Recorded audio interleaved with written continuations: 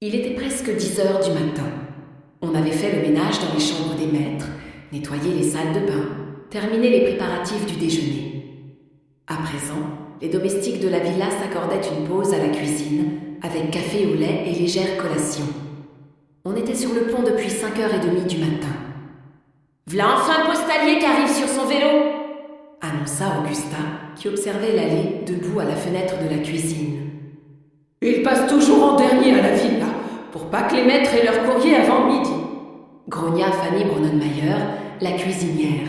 « J'ai bien envie de lui demander s'il travaille pour la poste du Reich ou pour celle des escargots, » renchérit Humbert.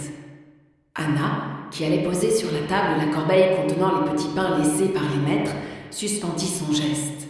« Fais attention, Humbert, » dit-elle avec crainte. « Avec lui, faut pas plaisanter. Il paraît qu'il a déjà dénoncé des gens. » L'aimable vieux facteur était parti à la retraite 6 mois plus tôt, au grand regret des habitants de la villa aux étoffes.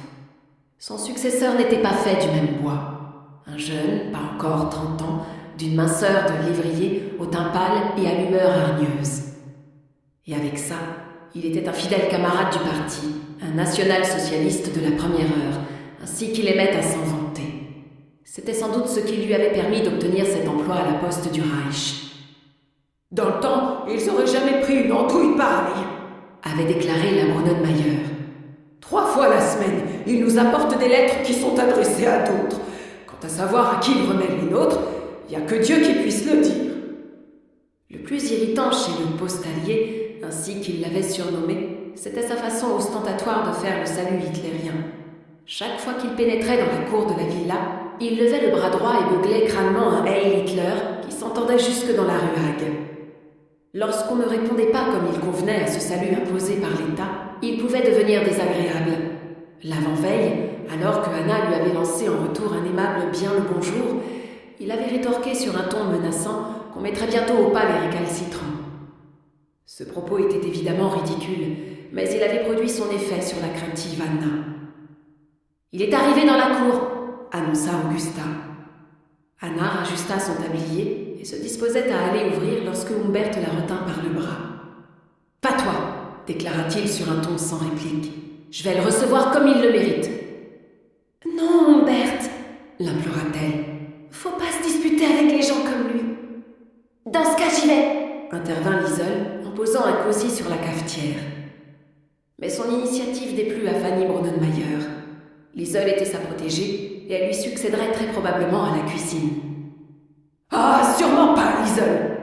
lança-t-elle. « T'es la cuisinière, pas la bonne !» Comprenant qu'elle n'y couperait pas, Augusta leva les yeux au ciel. Elle était revenue à la villa depuis près de 2 ans. On l'avait reprise après la démission de Gertie, les 2 domestiques qui avaient succédé à celle-ci n'ayant pas donné satisfaction à Madame Elisabeth.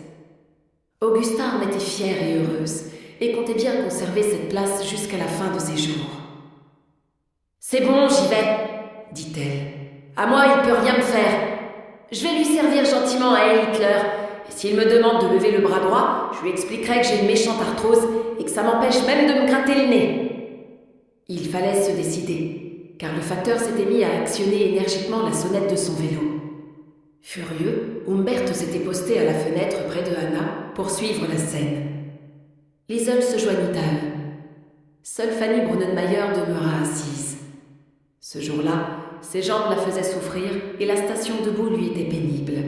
« Il est même pas encore descendu de bicyclette qu'il lève déjà le bras !» commenta Liesel. « Seigneur !» s'exclama Anna. « Qu'est-ce qui se passe ?»« Ça alors !» jubila Humbert. « Il a donné un grand coup de guidon sur la gauche. Bravo, en plein dans les fleurs. Et il s'est joliment cogné le crâne contre le rebord du parterre. »« Tout le courrier s'est éparpillé dans la cour !» dit Anna, en portant la main à sa bouche avec effroi. Fanny Bronnenmeyer ne voulut pas manquer ce spectacle.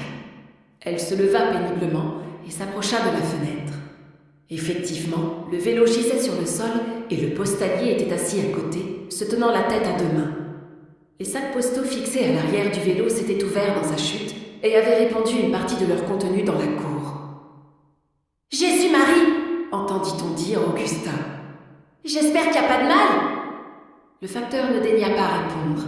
Il sortit un mouchoir de la poche de sa veste pour tamponner son nez qui saignait.